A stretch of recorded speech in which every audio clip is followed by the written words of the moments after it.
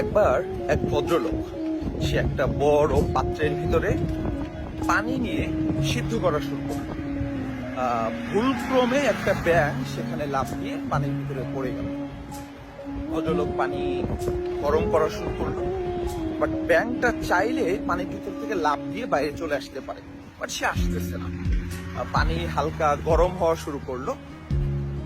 ব্যাঙটা তখন নিজের শরীরের তাপমাত্রাও কিছুটা বাড়িয়ে দিল। বাড়িয়ে দিয়ে সে সেখানেই অ্যাডজাস্ট করে থাকার চেষ্টা করতেছে। পানির তাপমাত্রা আরো বেড়ে গেল। ব্যাঙ তখন নিজের শরীরের তাপমাত্রা আরো বাড়িয়ে দিল, যে না এখানেই থাকে, আর একটু তাপমাত্রা না হয় বাড়িয়ে দিলাম। কিন্তু একটা পর্যায়ে গিয়ে পানি ফুটতে শুরু করলো।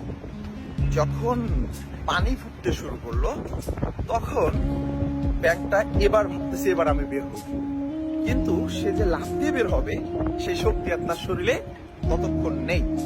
ততক্ষণে সে তার লাফ দিয়ে বের হওয়ার ক্ষমতাটা হারিয়ে ফেলছে। তো এখানে কি শিখলাম? যখন আমাদের কোনো একটা সিদ্ধান্ত নেওয়া প্রয়োজন, তখন আমরা সিদ্ধান্ত গ্রহণ না করে অপেক্ষা করি, আরেকদিন যাক, আরেকদিন পরে শুরু করবো। কিন্তু এই পরের দিন শুরু করতে করতে হয়তো তোমার শুরু করার ক্ষমতাটাই জীবন থেকে হারিয়ে যাবে। এজন্য যে কোনো কাজ সময় থাকতে ঝটপট শুরু করে দাও।